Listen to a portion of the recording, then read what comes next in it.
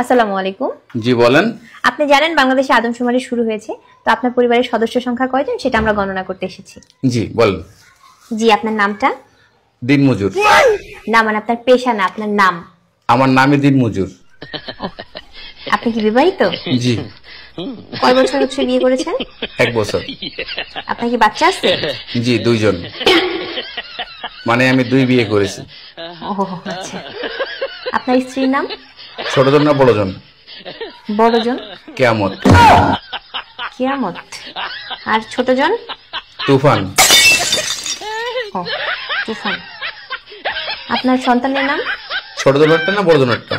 কিয়ামত জনেরটা? ঝড়। ঝড়। আর তুফানেরটা?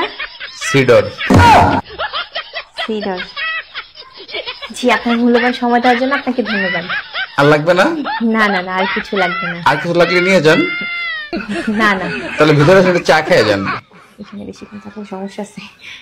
না না না, আর কিছুই লাগবে না। আপনাকে অসংখ্য ধন্যবাদ, ভালো থাকবেন।